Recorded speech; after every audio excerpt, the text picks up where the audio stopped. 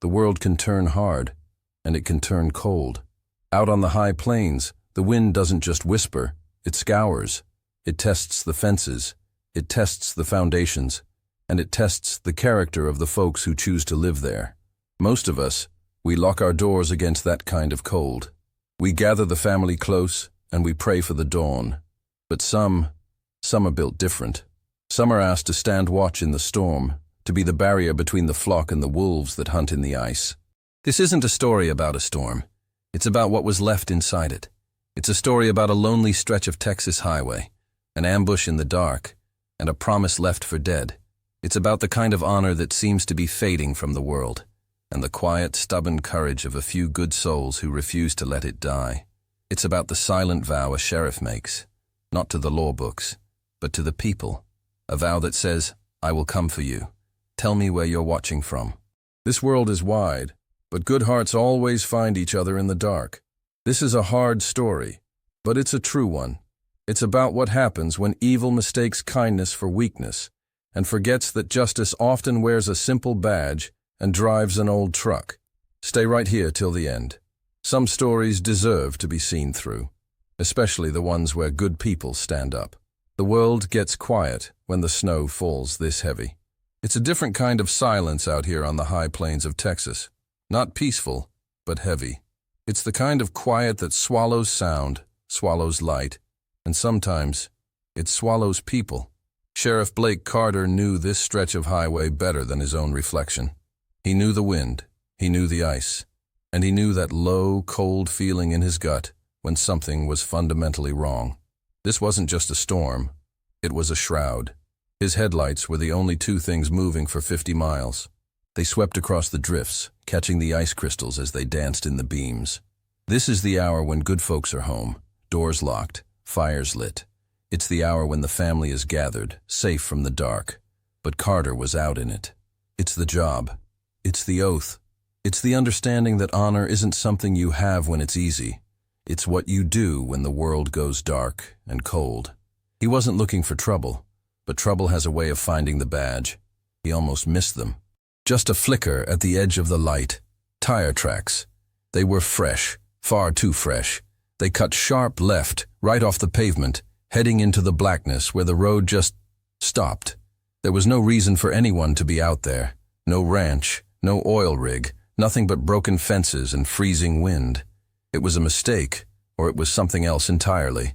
You learn in this line of work that the small details matter most. A track in the snow, a door left ajar, a silence that lasts too long. It's about paying attention. If stories like this, stories of real courage, of quiet justice, of faith holding the line, if they touch something deep in your heart, maybe you should join us. Subscribe to this channel. Walk this road with us for a while. We value good company out here. Carter pulled the cruiser over, the engine rumbling low. He sat there for a long minute, just watching. The snow was already filling in the tracks. Whatever happened, happened recently. This wasn't a hunter caught in the storm. This was violence. He could feel it in his bones. That low hum of wrongness.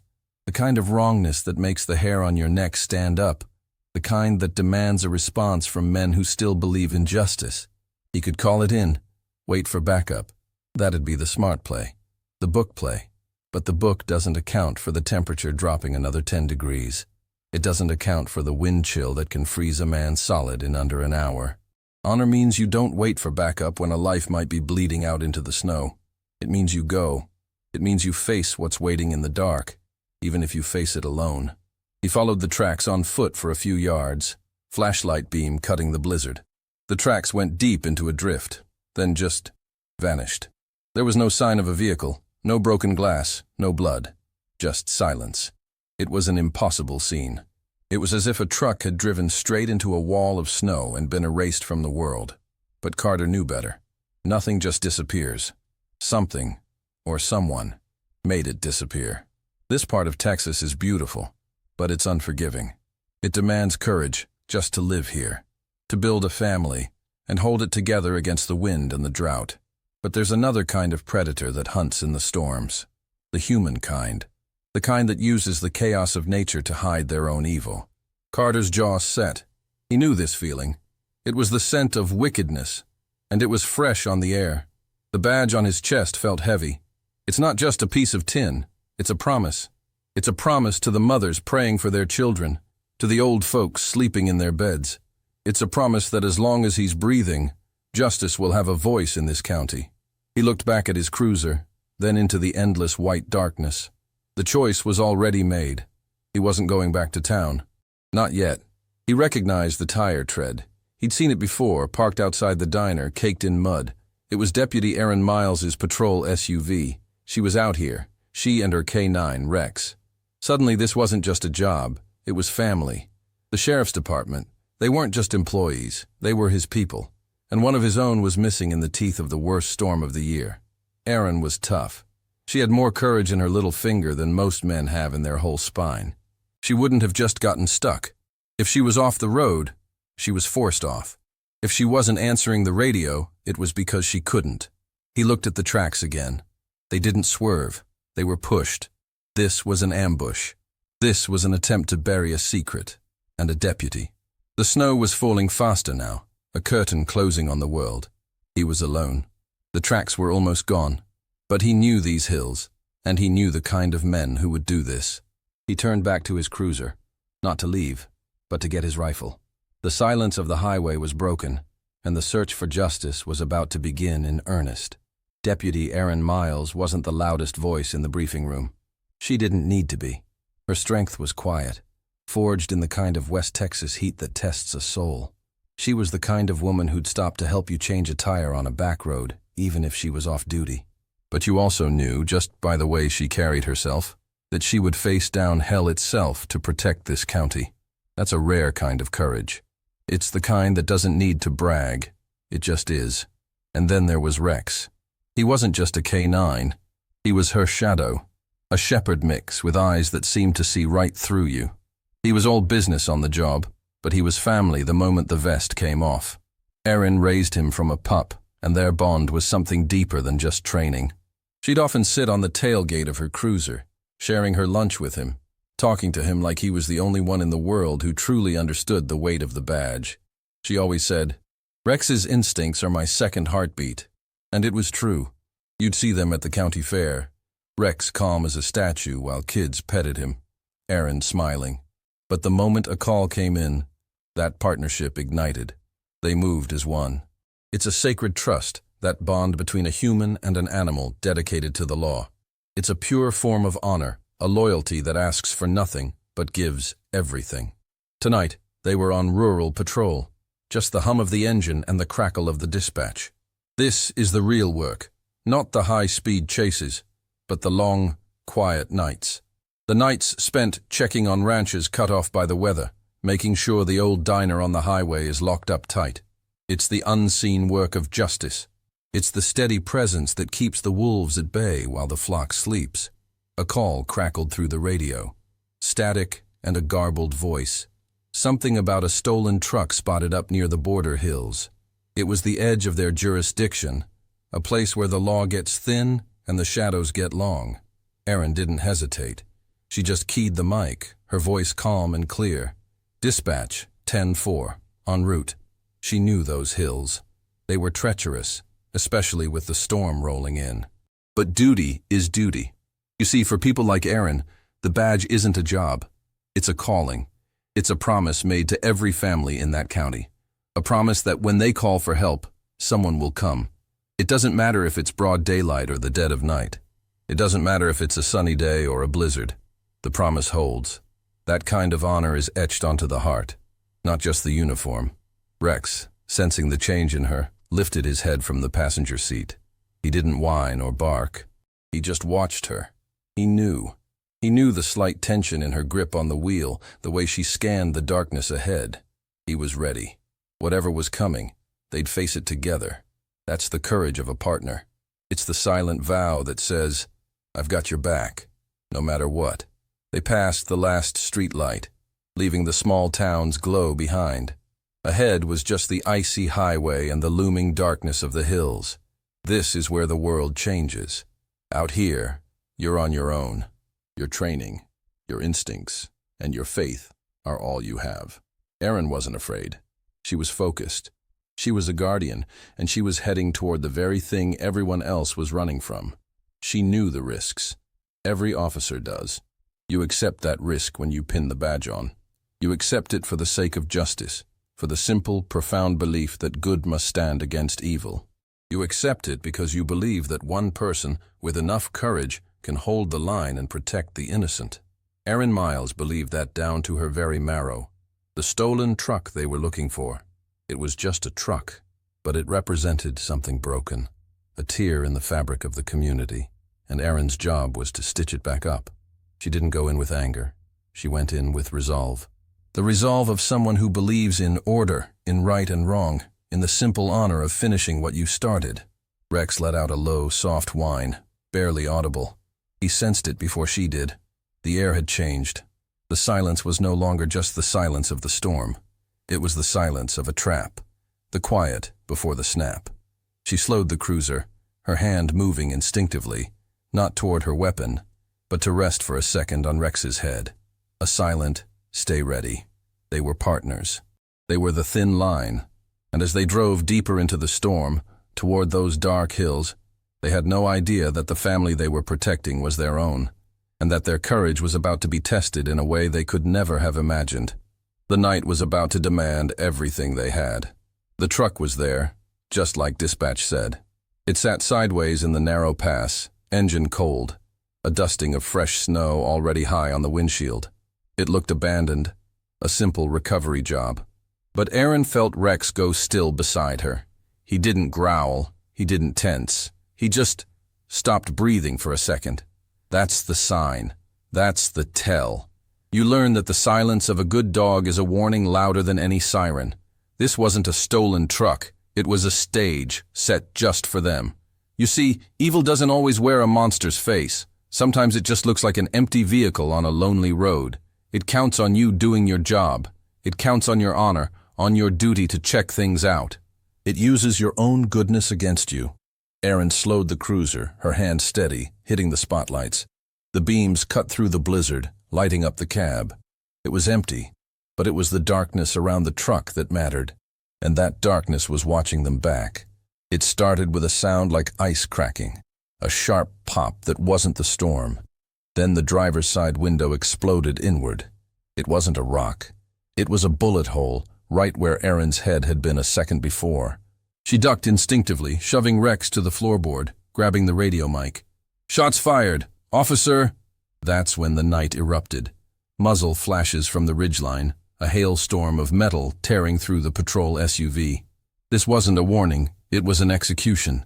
This is the moment that changes everything. It's the raw, ugly face of cowardice. Men hiding in the dark, ambushing a lone deputy trying to do her job.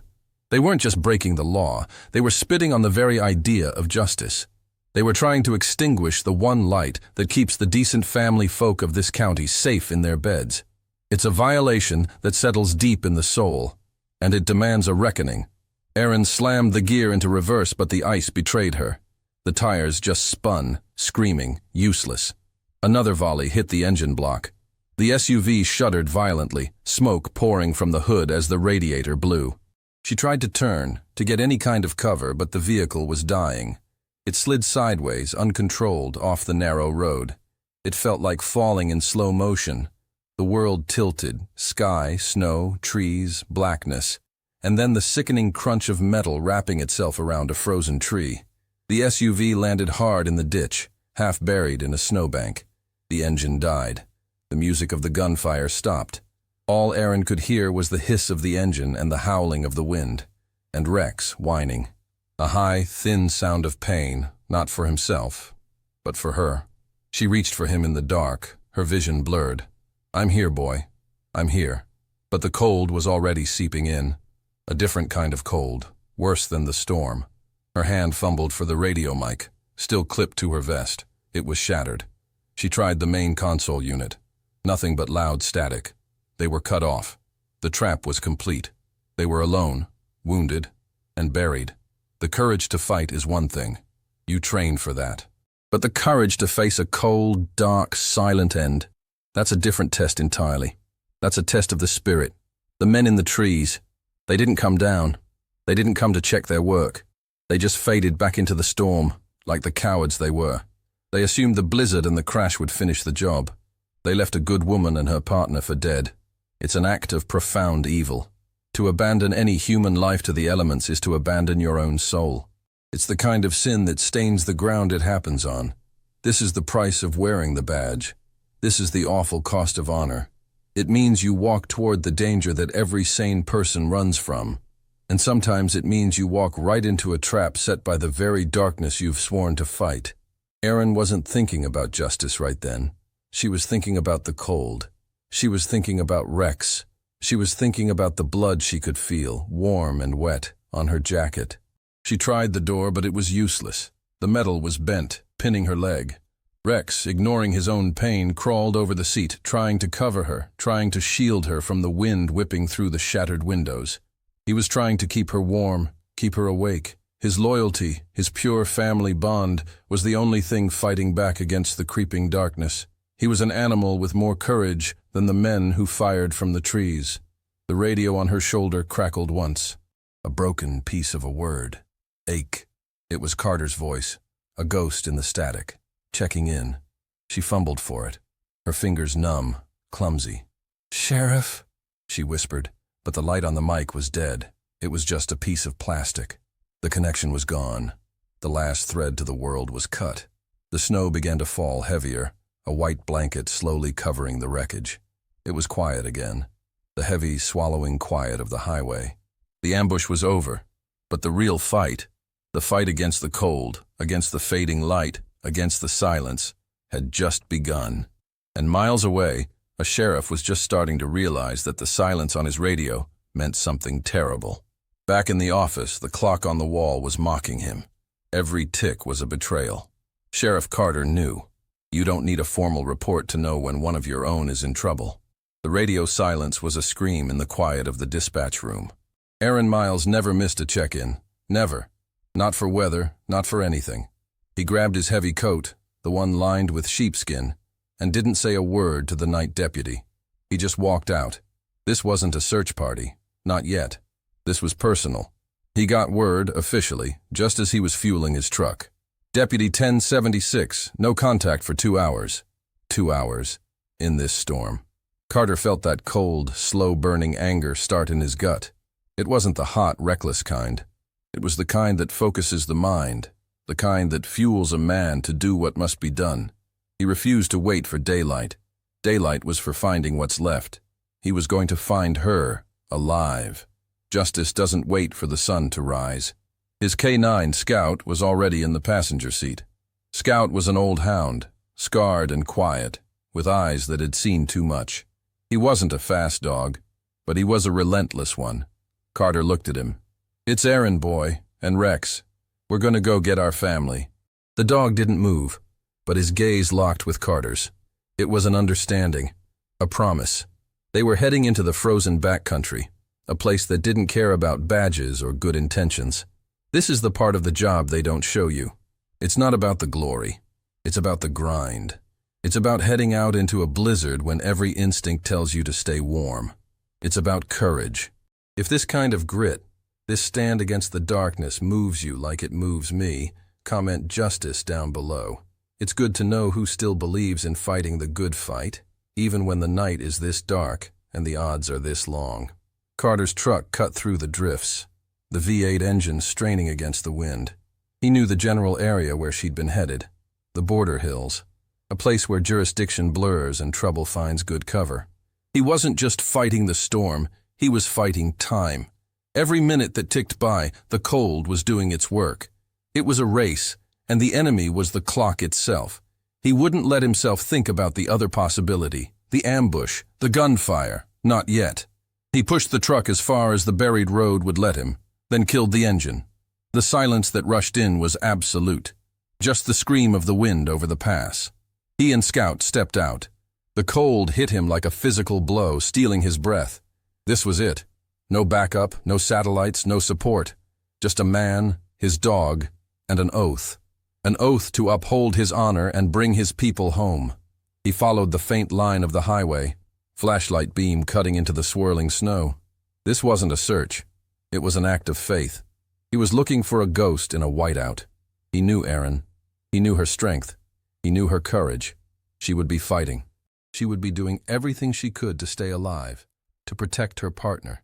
And he would be doing everything in his power to get to her. That's the simple, unbreakable law of the badge. He thought of her family, her mother, who ran the diner in town, the way her face lit up when Erin walked in. Carter was bringing that girl home.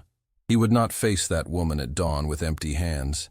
He would not let the darkness win this one. This was his county. These were his people. And he was their sheriff. That wasn't just a title. It was a sacred trust. He would rather die out here than break it. Scout moved ahead, nose to the wind, then to the ground. The old dog was methodical. He knew the job. Find. That's the only command that mattered. Carter followed, his steps heavy in the deepening drifts. This was the backcountry, a place of raw beauty and raw, unforgiving justice. The land itself judged you. It tested your will, your strength, your spirit. And Carter was willing to be tested. He looked up at the sky, though there was nothing to see but the falling snow. He wasn't a man who prayed loudly in church. His faith was a quiet, private thing, like a well-worn tool in his pocket. But he sent one up. A simple, silent request. Lord, guide my feet. Show me the way. Give me the strength. He wasn't asking for a miracle. He was asking for a chance. He found the first sign about a mile in. A single gleaming brass casing, kicked up by the wind, resting on the ice. It was fresh. It wasn't from a hunter's rifle. It was .556, an ambush. The cold in his gut turned to ice. This wasn't an accident. This was an attack. The search for a lost deputy had just become a hunt for her would-be killers. Scout stopped, sniffing the brass, then looked at Carter. The dog knew. The scent of gunpowder and fear was on the wind. Carter chambered around in his rifle. The solid clack of the metal was the only answer he gave to the storm. The night was far from over, and the path ahead was now lined with both the promise of justice and the threat of death. You have to understand what a storm like this does. It's not just snow. It's a living thing. It's an eraser. It wipes the world clean, and it doesn't care about justice or grief. It just covers. Carter stood at the edge of the road, and the wind was so loud it felt like silence. The tracks he'd followed, the clues, the casings, the blizzard was burying them all, one handful at a time. He was racing the storm, and the storm was winning. Every second, the trail was getting colder. Scout, bless his loyal heart, was doing his best. The old hound cast back and forth, nose down, wading through drifts that were knee-deep on a grown man. He found the spot of the ambush, where the air was still sour with the memory of gunpowder and fear. He could smell the violence. But the scent of Erin and Rex, that was different. The wind was a thief, grabbing the scent and tearing it to pieces, scattering it across 1,000 acres of white. Twice, Scout stopped. He lifted his head, whining low in his throat. It's the sound of frustration, of failure. The scent was gone. The trail was dead. This is the moment where the book tells you to stop. It's where procedure says you wait for air support, for the dawn, for a search grid. But the blizzard wasn't following the book, and Carter knew in his gut that dawn would be too late. The cold doesn't wait for procedure, so he pushed forward anyway. This is courage, you see. It's not about the big, loud moments. It's about taking the next step when every part of you wants to quit. He raised his voice, shouting into the white wall, "Erin! Rex!" It was a desperate sound, a prayer pushed into the storm. But the wind just grabbed the words and threw them back in his face, muffled and useless. His voice disappeared, swallowed by the snow. He found the place where the SUV had gone off the road, the deep, violent scars in the earth he'd seen from his truck. But now, it was just a depression in the snow. The ditch was full, drifted over, smoothed out. It looked like any other part of the landscape. It was a white grave. The storm had already laid its blanket over the wreckage. There was nothing to see. No metal, no broken glass, nothing. Scout climbed down into the drift, digging frantically for a moment, then stopping. The dog was confused. The scent was here, but it was also gone, buried under tons of ice and snow. Scout looked back at Carter, his old eyes full of a question the sheriff couldn't answer. This was the point of failure. The trail had finally gone cold. The land itself was hiding the crime. Carter stood there, the ice forming in his mustache, the cold seeping through his gloves. This is the kind of moment that breaks a man, when his skill, his dog, his experience, none of it is enough. He felt that awful, hollow feeling of being too late. He thought of Aaron's family. He thought of the promise he'd made to himself. He thought of the cowards who were, right now, warm and safe, believing they'd won. But honor is a stubborn thing. It's a fire that burns low, but it doesn't go out. He would not turn back. He would not be the man who went home to a warm bed while one of his own was freezing to death. He would dig through this entire snowbank with his bare hands if he had to. He would tear the mountain apart. He would not let this stand. His honor wouldn't allow it. "She's here, Scout," he said, his voice quiet but absolute. "She is here. Find her." He wasn't asking the dog. He was commanding the universe. He was planting his flag in the snow, a single point of order in the middle of chaos. He would not be moved. This was his county, and the wolves would not have this lamb, not on his watch. He pushed forward again, walking the line of the drift, kicking at the snow, probing with the barrel of his rifle. Every step was a gamble. Was he walking over her? Was he walking past her? The doubt was its own kind of cold, seeping into his mind. "Aaron!" he yelled again, his voice cracking with the strain and the cold. "Answer me!" The only reply was the scream of the wind, a high, lonely sound that mocked his effort. He was just one man, against a blizzard, against a conspiracy of silence and snow. It was hopeless. He knew it, but the courage to continue when you know it's hopeless, that right there is the very definition of faith. It's the belief in a justice that's bigger than the weather. He was about to turn, to try a different angle, to fight back the despair. He was about to concede the round to the storm. And then Scout stopped. He didn't circle. He didn't dig. He just froze, stock still. His head was cocked, his scarred ears locked forward, listening, not to the wind, but to the ground beneath the ice. It's the sounds you don't expect that get you. Carter stood frozen, just like his dog. He strained his ears, listening past the wind. There was nothing, just the blizzard. He must have imagined it. He was tired, he was cold, and his mind was playing tricks on him. He put a glove on Scout's head, a quiet, "Good try, boy." But Scout didn't relax. The old hound stayed rigid, his whole body focused on a spot 3 feet to their left. And then it came again, faint, unmistakable. A bark. It wasn't a strong bark. It was a muffled, desperate, half-frozen sound. It was a plea. It was a signal. It was Rex. He was alive. He was under their feet. The sound was coming from deep beneath a collapsed snowbank, a mountain of ice and drift that the plows had pushed aside earlier, now cemented by the storm. Rex was down there, and if he was barking, it meant Aaron was too. That single bark cut through the night like a bolt of lightning. It was the sound of hope. That dog's loyalty. It's a pure thing, isn't it? It's the very definition of honor. Rex was buried, likely hurt, but he was still doing his job. He was protecting his partner, his family. He was calling for help in the only way he knew how. That's a loyalty that shames most men. It's a reminder that courage doesn't just belong to humans. It's a living, breathing force in the world. And it was barking from beneath the ice. This is the moment. The one where you know that good is still fighting back, even when it's buried alive. It's the proof that faith isn't a foolish thing.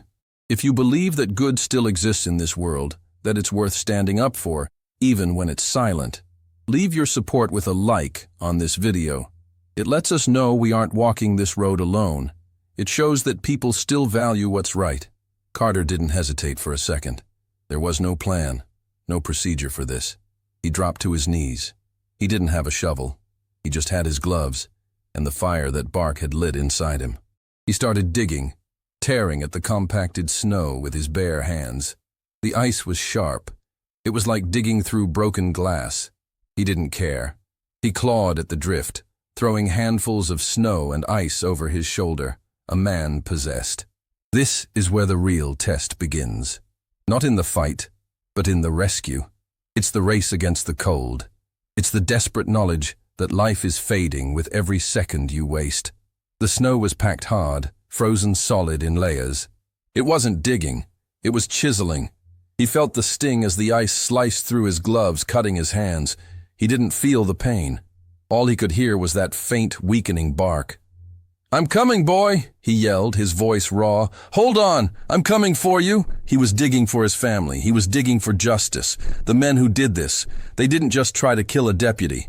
They tried to bury honor itself under a mountain of ice. Carter was not just digging out a truck. He was unearthing the truth. He was proving that you cannot hide evil from a good man who refuses to quit. Scout was digging alongside him, the old dog's paws bloody, yelping with effort. They were a team, driven by the same singular purpose: get them out. The wind howled, trying to push them back, trying to freeze them in place. But Carter was a force of nature now, fueled by adrenaline and a righteous fury. He was a protector, a guardian, and he had found his flock. He was shoulder deep in the hole when his glove hit something hard. It wasn't a rock, it was metal, cold, painted, unyielding metal. It was the roof of the SUV. He'd found them. He'd found the truck. It was buried, crushed, and silent, save for the weak thumping of Rex's tail, which he could feel more than hear through the steel. He cleared the snow from the side window. It was shattered. He shone his flashlight inside, his heart pounding so hard it hurt his ribs. The beam landed on Rex, and then on Erin. The dog was draped over her, a living blanket, but they were still, both of them, motionless. He couldn't tell if they were breathing. He had found them. But the discovery was just the beginning. Now he had to break through the frozen steel, and the clock was ticking louder than it ever had before. That single bark had bought them a chance. But he didn't know if it had bought them enough time. He broke through the last of the ice and metal with a pry bar he kept in his truck. The sound of the door finally giving way was a gunshot in the silence. Cold air rushed into the crushed cabin, and Carter's heart sank. Rex was motionless. He wasn't barking anymore. He was just lying on top of Erin, his body rigid, having given his last ounce of strength to shield her. Carter's light found her face. It was pale, blue. She wasn't moving. This is the moment that tests a man's soul. It's the bottom of the ninth, the last prayer in the dark. It's where you find out what you're made of. He reached in, his cut hands shaking. He cleared the snow off her uniform. He wasn't a sheriff right now. He was just a man trying to save his family. He put 2 fingers to her neck, under her jaw, pressing against the frozen skin, praying for a sign, for anything. There, faint, thready, a pulse. It was so weak it was almost a memory, but it was there. She was alive, buried under ice, left for dead by cowards, but she was still fighting. Her courage was a flicker, a tiny ember in a frozen world, but it hadn't gone out. That changes everything. Now, this wasn't a recovery. It was a rescue. And the clock wasn't just ticking, it was screaming. He turned to Rex. The dog's breathing was shallow. He was hypothermic, but his eyes were open. Barely. He was watching Carter. He hadn't failed. He had held the line until help arrived. That's honor, pure and simple. An animal teaching men what loyalty really means. "You did good, son," Carter whispered, his voice thick. "You held the line. I'll take it from here." He worked fast.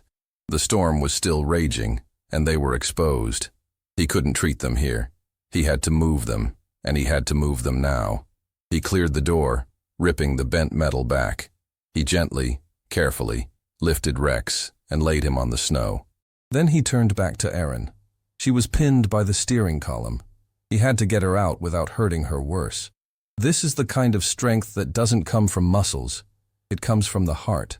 It's the strength of justice itself, the primal need to protect the innocent. He put his shoulder against the dash and pushed, the metal groaning in protest. He pushed with every ounce of his will, every prayer in his memory, every bit of righteous anger he felt for the men who did this. And the metal finally gave way. He slid her out of the wreckage. She was so light. He laid her gently in the snow next to her partner. 2 guardians, broken, but not beaten. He ran back to his truck, grabbing the thermal blankets he always kept, the ones meant for stranded ranchers. He wrapped Aaron first, tight as he could. Then he wrapped Rex, lifting the heavy dog and tucking the blanket around him like a child. He looked at them. One deputy, one canine. The thin line that separates a small town's peace from the chaos of the world. And they had held. They had paid the price for the rest of us. He looked at the wreckage, a tomb of ice and steel, and then he looked at the two forms wrapped in silver blankets. The courage it took for them to survive this long, it was a miracle. He couldn't carry them both. Not in this. He looked at Aaron, then at Rex. The choice was impossible. But Rex wasn't human. He was tougher. Carter scooped Aaron up into his arms. She was limp, a dead weight. He was going to carry her, but he wasn't leaving his other deputy behind.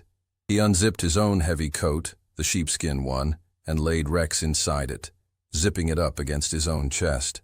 He was carrying them both, one in his arms, one against his heart. He felt the faint warmth of the dog's breathing against his ribs. He felt the cold of Aaron's body through the blanket. He looked at Scout. "Home, boy. Take us home." "Straight line." The old hound understood. Scout turned and started breaking the trail, a dark shape against the white. This is the walk. The long walk back from the edge of death. Every step was a fight. The snow was deep. The wind was a knife, and the weight in his arms was the heaviest burden in the world. But he was driven by something stronger than the storm. He was driven by the honor of a promise. He was bringing his people home. He didn't know if they would make it. He didn't know if the pulse he'd felt was real or just his own hope. He just knew he had to walk. He had to keep putting one foot in front of the other, because that's what justice is. It's the refusal to stop walking, no matter how dark the night gets or how cold the world becomes. This is the walk that separates the men from the boys. It's one thing to face a man with a gun. It's another to face God's own fury, a blizzard that wants you dead, when you're carrying the lives of others. Carter's boots sank deep, each step a new battle. The wind didn't just blow, it screamed. It was the voice of the void, telling him to lie down, to rest, to let the cold take them. It's an inviting sound in a way, the temptation of giving up. But then he'd look down at the woman in his arms. He'd feel the faint, shaky breath of the dog against his chest. This wasn't his life to give up. He was carrying his family. He was carrying the thin line. And the honor of a lawman means you don't get to quit. You don't get to lie down. You stand. You walk. You carry the burden that others cannot. You become the wall that holds the storm back. Scout was his anchor. The old hound, loyal to the core, was just a dark shape in the swirling white. But he never faltered. He was the compass. Carter just followed, one agonizing step at a time. His lungs burned. His legs were numb, 2 blocks of wood he had to force to move. The cold was a physical weight, a giant hand pressing him down into the snow. But his will was harder than the ice. This is what courage really looks like. It's not a moment of glory. It's a long, terrible, silent walk in the dark. It's just you, and the choice to keep going. If you believe, like I do, that no one should ever have to face that kind of darkness alone, that we are meant to carry each other, write "never alone" down there in the comments. It's a promise we make to each other. He was losing time. He could feel Aaron getting colder. The thermal blanket was a thin shield against a relentless enemy. He had to go faster. But the snow was a trap, holding him back. He stumbled, falling to one knee. He almost dropped her. He caught himself, his arms screaming in protest, his back on fire. He stayed there for a second, head down, the blizzard trying to bury him right there. "No." He said the word out loud. It was barely a whisper, but it was the most powerful word in the world. No, he would not let them die. Not here. Not tonight. He put his head down and pushed up, using the rifle as a crutch. He got to his feet. He adjusted the weight of his deputies. He took another step, and another. This was pure defiance. This was a man refusing to let the night win. This is the silent prayer of a righteous man. It's not in words. It's in his boots. It's in the burn of his muscles and the iron in his spine. It's the faith that justice isn't just a word in a courtroom. It's a living thing that you carry through the snow. It's the belief that you are doing what you were put here to do. You are the guardian. You are the one who walks into the storm. He didn't know how long he'd been walking. An hour. A lifetime. The world had shrunk to the next 3 feet of snow, to the sound of his own ragged breathing and the warm, faint life he was holding. He was on autopilot, running on nothing but memory and oath. The courage was gone. The adrenaline was gone. All that was left was the honor, the simple, stubborn refusal to fail. He thought he was hallucinating when he saw the lights, just a blur, red and blue, flashing through the snow. He'd made it to the highway. Another deputy, worried, had driven out as far as he could. Carter walked the last 100 yards like a man walking out of his own grave. He didn't shout.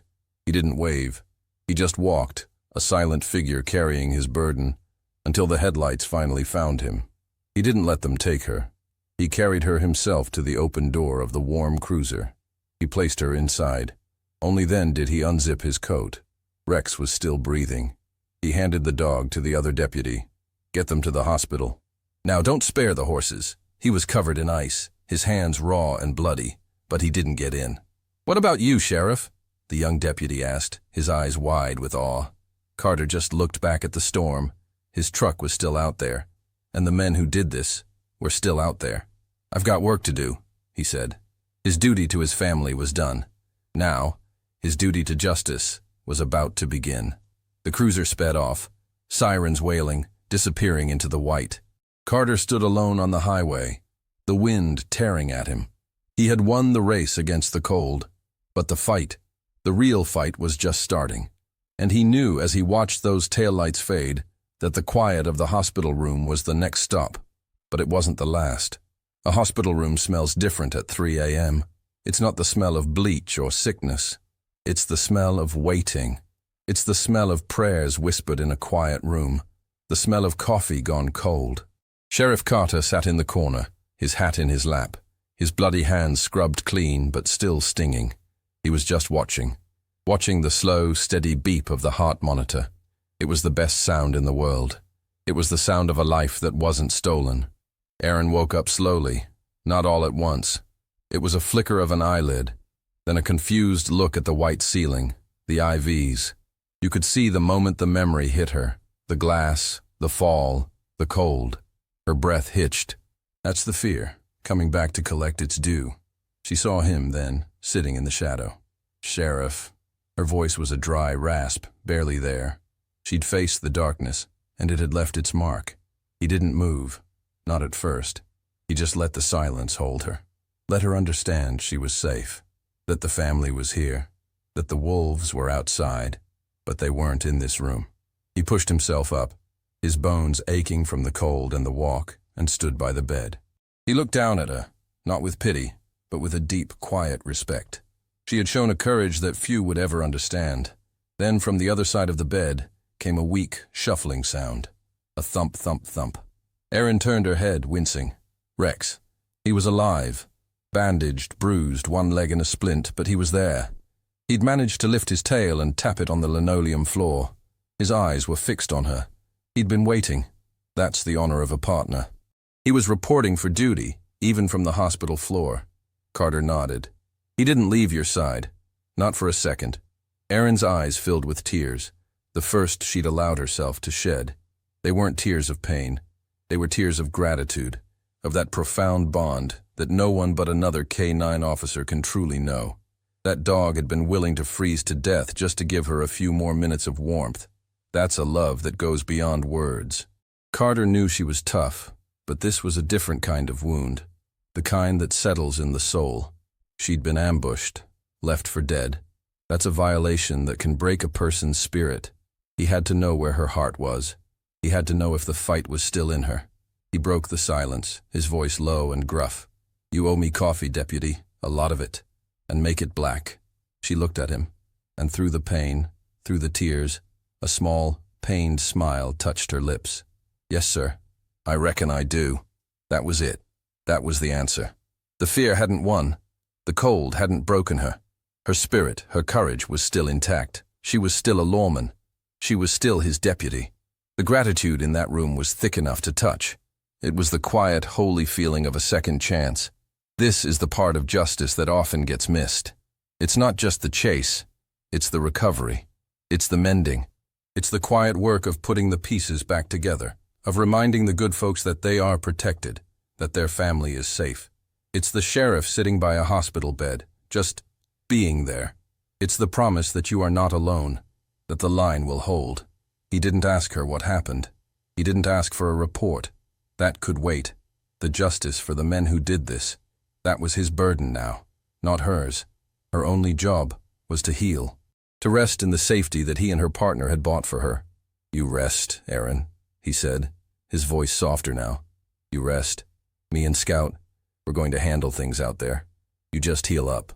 He put his hat back on, the gesture of a man whose work was shifting, not ending. He gave a nod to Rex, a silent, "Well done, soldier."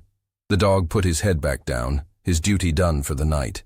He was finally allowing himself to rest, because his partner was safe. His family was back together. The immediate threat was over. Carter walked out of the room, leaving the beep of the monitor and the quiet breathing. He stepped out into the hallway, the fluorescent lights humming. He'd faced the storm.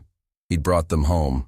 He'd seen the honor of a good dog and the unbreakable courage of a good woman. But as he walked toward the exit, his mind was already back on that frozen highway. The hospital was a sanctuary, a moment of peace. But the sun was coming up. And with the daylight, the hunt for the men who tried to tear his county apart was set to begin. The road home was safe for now, but the road to true justice was just getting started. Weeks later, the world looks different.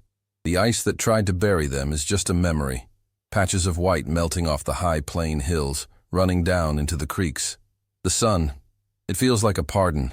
It's washing the land clean, revealing the scars underneath, but promising that the ground will be fertile again. That's the way of things out here. The land endures, and the good people, the ones with grit, they endure too. The county road is quiet, just the sound of tires on pavement. Two cruisers driving side by side. They aren't racing, they're pacing. It's a patrol, but it's something more. It's a reclamation. It's a statement. In one truck, Sheriff Carter sits behind the wheel, Scout in the passenger seat, head out the window, looking content. The old hound has earned his rest, earned his bit of sun. He did his job. In the cruiser, right next to him, Deputy Erin Miles. She's behind the wheel. Her hand is steady. The cuts are healed, the bruises long faded. But she's not the same person who drove into that ambush. She's stronger. She's looked into the void and refused to blink. Beside her, Rex sits tall. His splint is off. He's watching the road, but his ears are tuned to her. They are partners, forged in ice, bound in honor. This is what justice looks like on a Tuesday afternoon. It's not always the gavel in the courtroom or the sound of a cell door closing. Make no mistake, that part happened. Carter found the cowards who did this. He always does. But the real justice, it's this. It's the return to order. It's the deputy putting her uniform back on, strapping her weapon on, and reclaiming her patrol. It's the simple, profound courage to drive the exact same road where you were left for dead. It's the choice to not let fear have the last word. It's a silent testament to every good family in this county that the line is being held, that the guardians are back on the wall. The storm passed, the evil was met, and the good remain. That's the promise. The radio hums. It's not a distress call. It's Carter, his voice crackling through. "Miles, you about ready for that coffee you owe me?" A pause. Then her voice, clear and strong. No rasp, no fear. "You buying, Sheriff?" You can almost hear the smile in her words. The radio hums with quiet, easy laughter. It's the sound of life returning, of normalcy being rebuilt, one shared joke at a time. This is the road home. It's not just a strip of asphalt. It's the path back to peace. It's the hard-won understanding that evil can have its hour, it can bring its storm, but it does not get to win the day. Not as long as good people and good dogs have the courage to stand against it, to stand for something. Carter looks over at her cruiser as they roll. He gives a slow, respectful nod. She nods back. Not a single word is exchanged, but everything is said. It's the quiet language of survivors. The shared respect of warriors who have faced the same dragon and come out the other side. They've held the line. They've kept the honor of the badge clean. This is the promise of a small town. It's not that bad things won't happen. They will. The world is a broken place. The promise is that when they do happen, you will not be alone.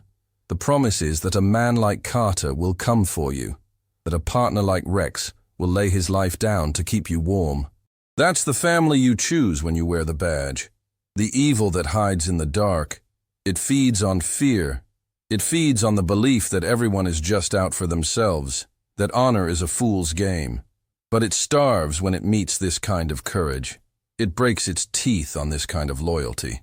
It simply cannot understand a bond that will walk through a blizzard to rescue its own. The two cruisers eventually split off. Aaron heading for the highway patrol, Carter turning back toward the hills. The workday continues.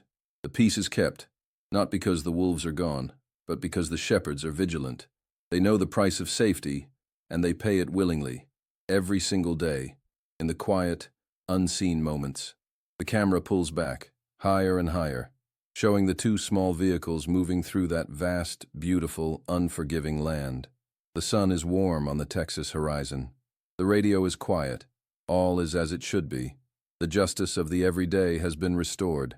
The story is over. But the road and the duty goes on forever. The road goes on. The sun sets and it rises again. The peace we find in these small towns, it's not a gift. It's a victory. It's hard won every single day in the quiet places by people who choose to stand guard. They don't do it for the glory. They do it because they believe in honor. They do it because justice is a fire in their hearts that the cold cannot put out. It makes you look at your own reflection in the window when the night falls. It makes you ask the hard questions. When the moment comes, when the wind is high and the right thing to do is the hardest thing to do, will you stand for what's right, even if you stand alone? When your family and your faith are on the line, will you have the courage of Aaron, the loyalty of Rex, the stubborn, unyielding honor of a man like Carter? If you believe this world still belongs to the brave and the good, if you believe that faith is still an anchor in the storm, stay with us. Subscribe and walk this road alongside me. It's good to know we are not walking it alone. Light travels slow in a long valley, but it always arrives. And when it does, every shadow trembles. May you never lose faith in the quiet strength of good people. May you find the redemption that comes from standing for something true. And may you always remember, the human heart, when it's rooted in justice, is the one thing the darkness cannot break.